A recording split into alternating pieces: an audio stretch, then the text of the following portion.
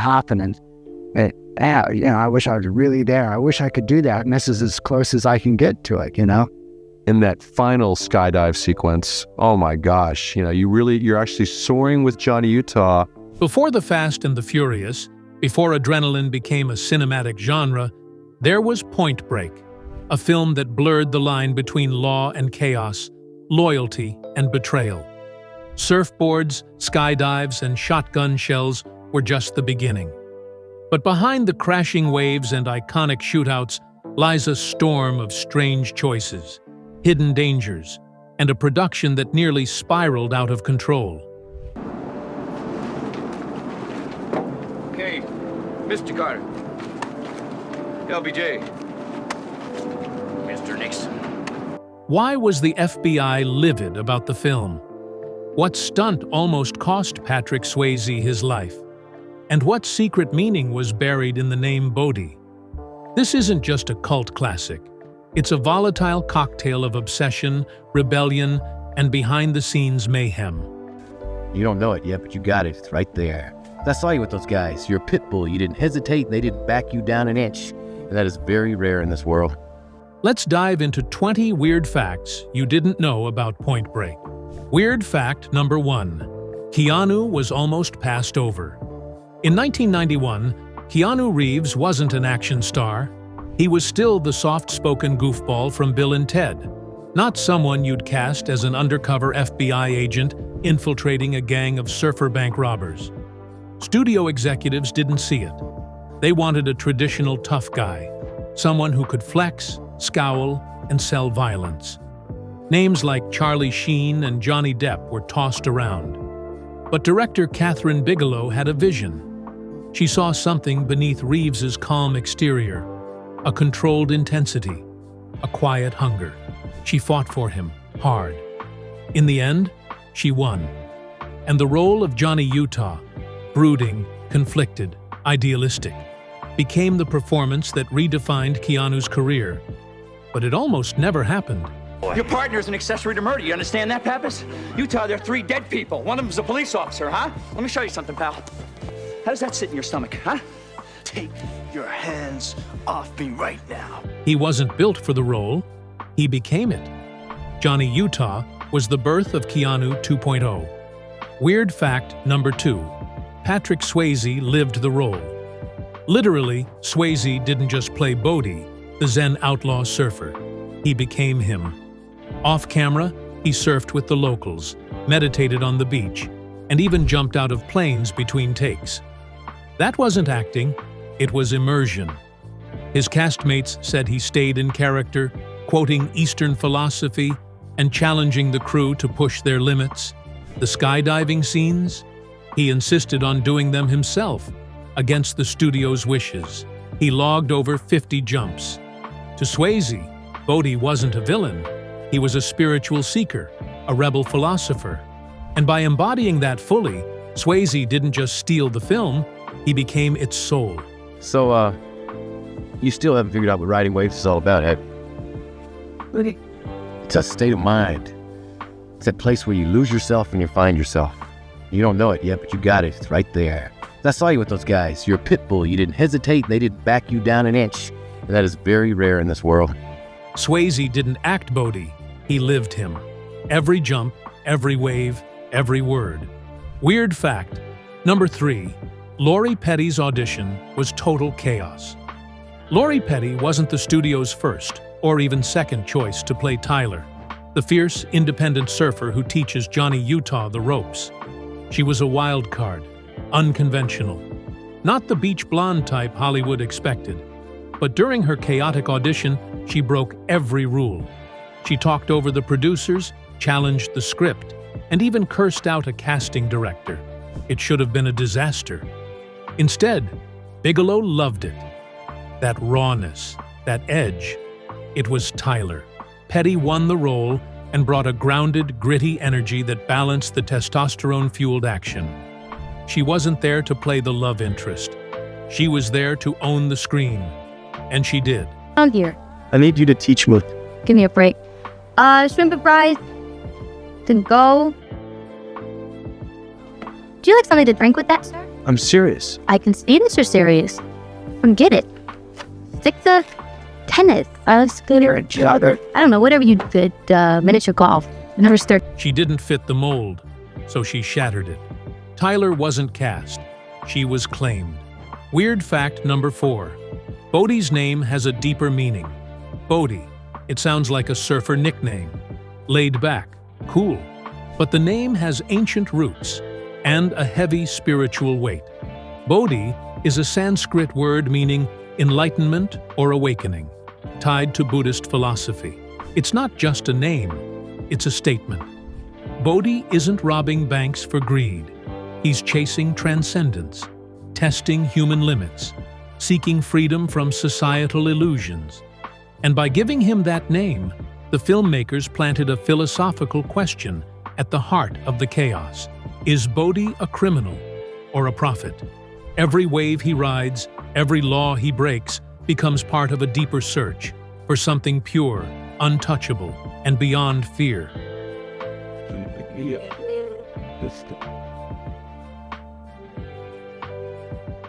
That's Bodhi. They call him the Bodhisattva. He wasn't just Bodhi the surfer, he was Bodhi the seeker, a thief chasing something sacred. Weird fact number 5. The studio wanted a totally different movie. Long before Kathryn Bigelow came on board, Point Break was a radically different project. The original screenplay, then called Johnny Utah, was darker, slower, and completely lacked the spiritual undertones that define the final film. Executives wanted a gritty cop thriller, not a meditative action epic. But when Bigelow took over, she rewrote the blueprint. She infused it with Eastern philosophy, moral ambiguity, and sun-drenched visuals that felt more like an art house dream than a standard shoot-'em-up. The studio pushed back, hard, but Bigelow held her ground. She didn't just direct Point Break, she rebuilt it from the inside out. It's difficult. God damn! FBI! Hey, I got him! I got him! Let's go! Hey!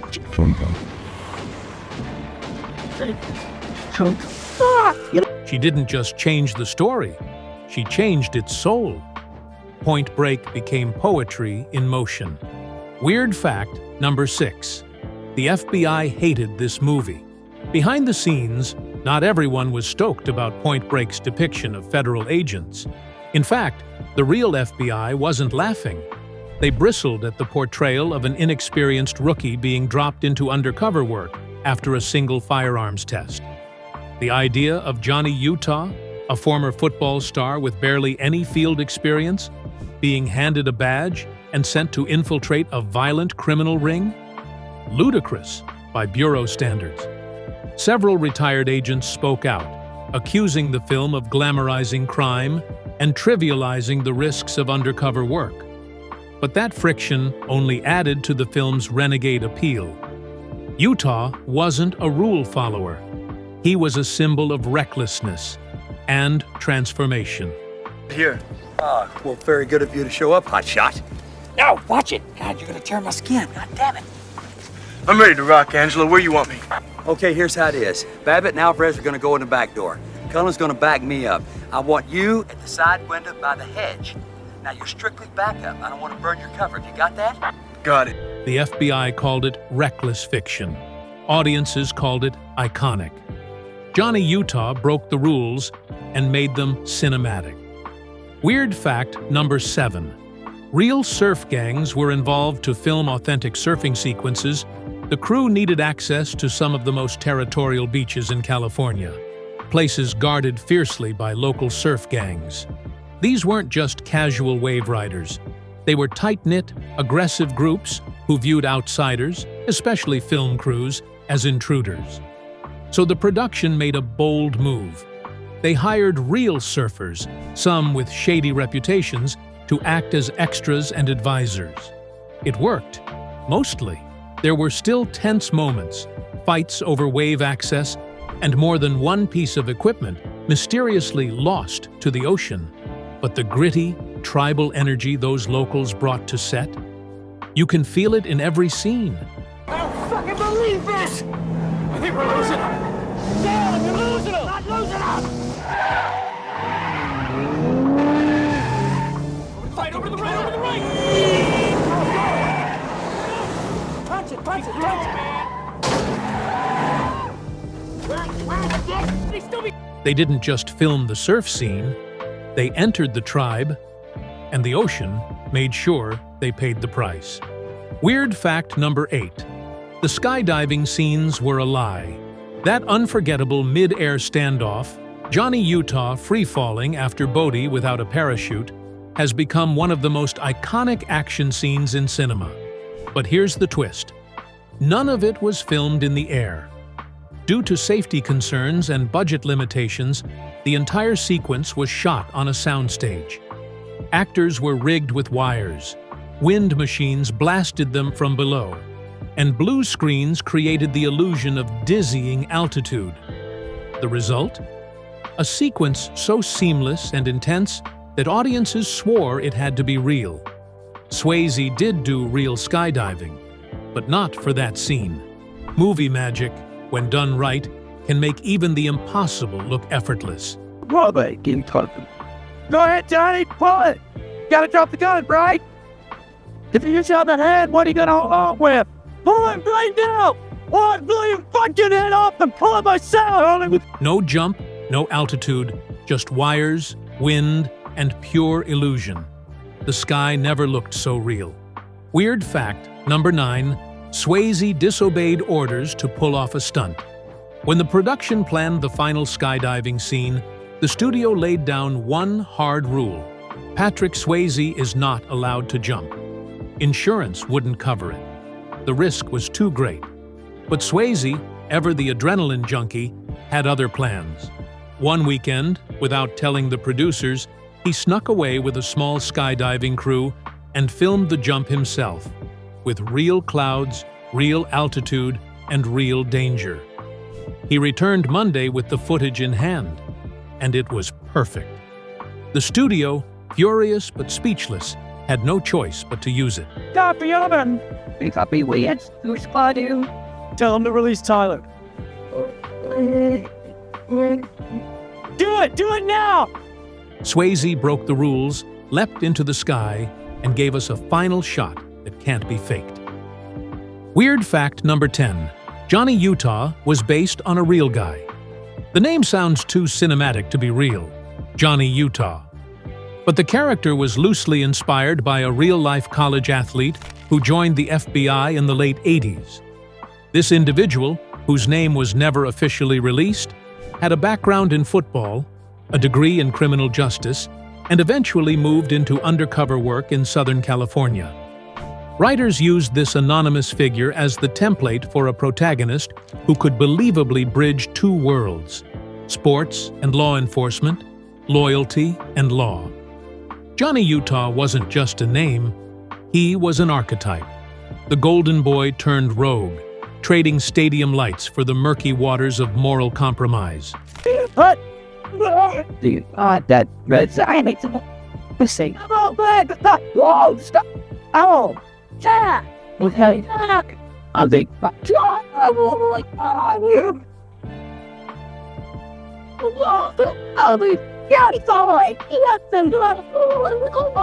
Johnny Utah wasn't fiction. He was a shadow pulled from the real world. Helmet off, badge on. Weird fact number 11. The mask scene almost got them arrested. Remember the scene where the ex-presidents rob a bank in full costume? Reagan, Nixon, Carter, and LBJ charging through the lobby with guns blazing? It was filmed with terrifying realism. So realistic, in fact, that it almost triggered a real police response. Uninformed locals nearby saw men in masks with duffel bags and called 911, believing a real robbery was underway. LAPD arrived on site, ready for a full-blown takedown, until they saw the cameras. The production had permits, but poor communication with nearby businesses nearly turned a movie scene into a real hostage situation. For a moment, fiction and reality blurred dangerously close.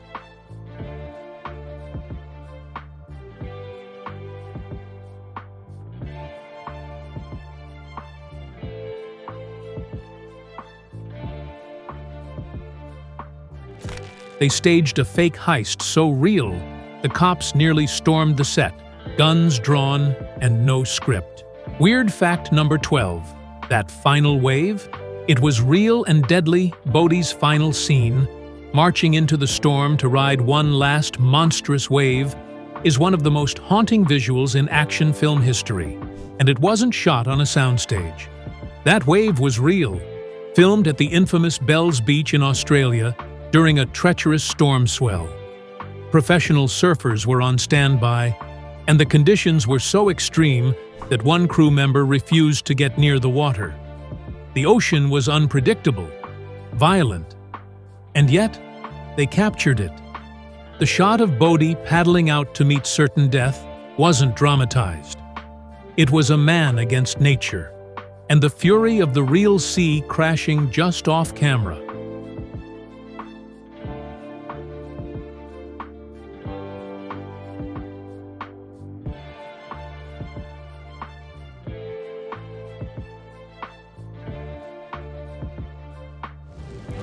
Bodhi didn't face a green screen. He faced the storm, and the ocean didn't flinch. Weird fact number 13. They shot a major scene without permits. Guerrilla filmmaking isn't new, but Point Break took it to bold extremes. One of the chase sequences through Los Angeles, where Utah chases Bodhi on foot through alleyways, backyards, and kitchens, was shot without full city permits. The crew kept a skeleton team, used handheld cameras, and moved fast to avoid attention. They had no permission to use certain streets or enter certain buildings. But the raw energy? Unmatched. That reckless run-and-gun approach gave the scene its electric pulse. You feel the chaos not just from the characters, but from the filmmakers dodging legal consequences behind the scenes.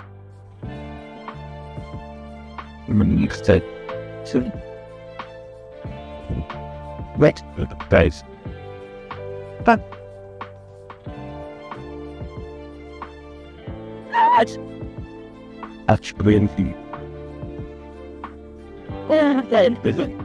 They didn't just film the chase, they lived it, one stolen shot at a time. Weird fact number 14. The film had a totally different ending. In the original version of the script, Bodhi doesn't walk into the ocean. He gets arrested. Utah cuffs him, drags him away, and the film ends with justice served. Predictable, clean. But Swayze and Bigelow hated it. They believed Bodhi deserved a more poetic, tragic end, something that honored his beliefs. So they rewrote it. The result? Bodhi's final surrender not to the law, but to nature.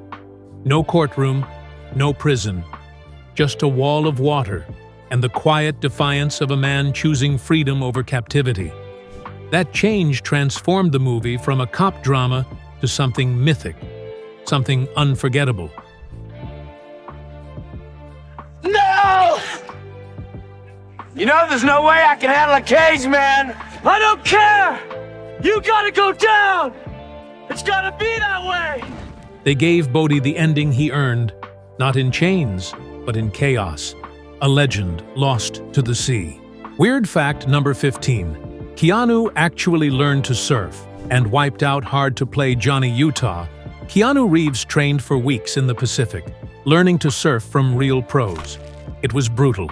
He wasn't a natural. He took hit after hit, wiped out hard, and got caught in riptides more than once. But he kept coming back, determined to earn every shot. Eventually, he pulled it off. By the time cameras rolled, Reeves was confidently riding waves. His body language authentic, his moves legit. The effort shows. Utah's transformation from landlocked Fed to wave-chasing soul searcher is believable, because Reeves lived it. Bruises and all. Keanu didn't just ride the waves, he earned them, wipeouts and all. Weird fact number 16. Swayze got injured doing his own stunts. Patrick Swayze's commitment to realism wasn't just risky, it was punishing. During the intense foot chase scene through LA's back alleys, Swayze insisted on performing every stunt himself. At one point, While leaping over a fence and landing wrong on concrete, he tore his knee ligaments. Production had to pause while he underwent surgery. But even after the operation, Swayze returned to set, pushing through pain to finish the film. That raw energy, the slight limp in later scenes, it wasn't acting. It was a man who gave everything to a role. Bodhi's defiance of limits was mirrored in the actor playing him.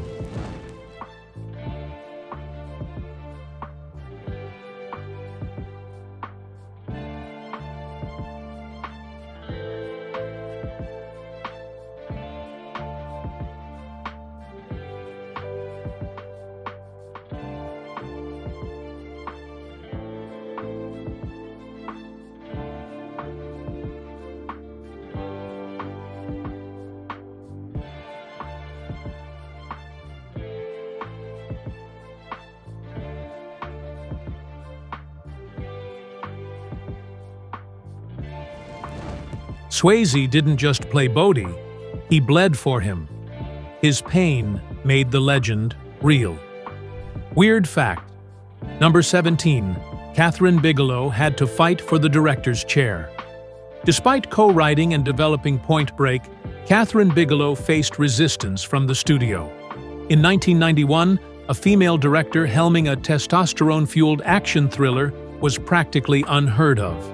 Executives doubted her ability to handle stunts, manage complex logistics, and direct a cast full of alpha male energy. But Bigelow wasn't just a director. She was a force. She shot the film with poetic brutality, blending violence with spiritual longing. Under her vision, Point Break became more than an action movie.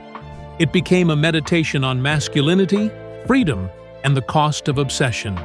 And her success opened the floodgates for a new kind of genre filmmaking.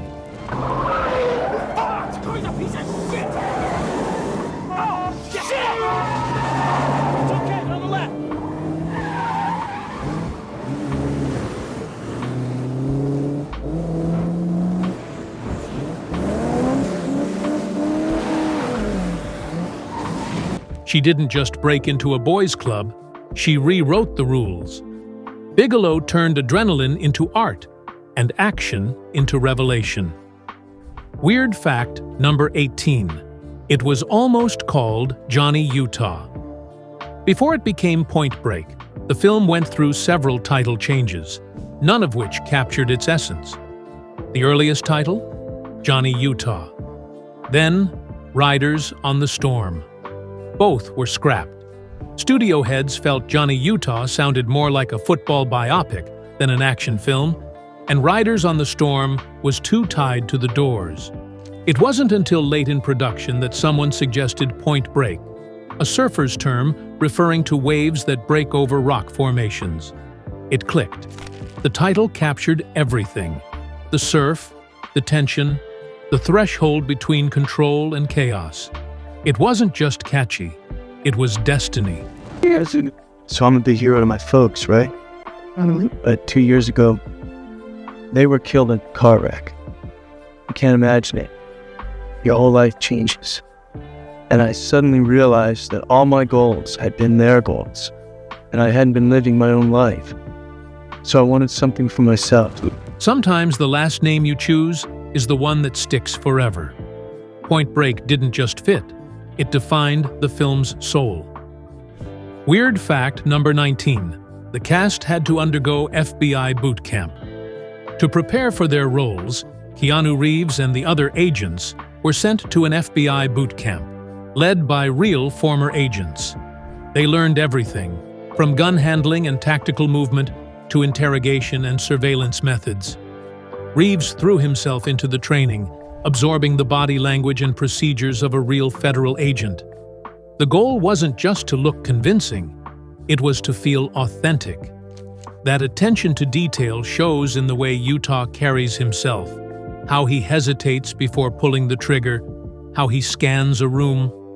Beneath the adrenaline, there's always the weight of duty and doubt. Special Agent Utah, I'd like you to meet Agent Dietz. Works for the DEA. He was working deep cover until You think I like this hair, man? You think I like these clothes? My wife wants me to stay at Ramada. I've been working on these fuckers for 3 months! 3 months! They weren't just playing agents, they became them. Because in Point Break, even the bullets come with baggage.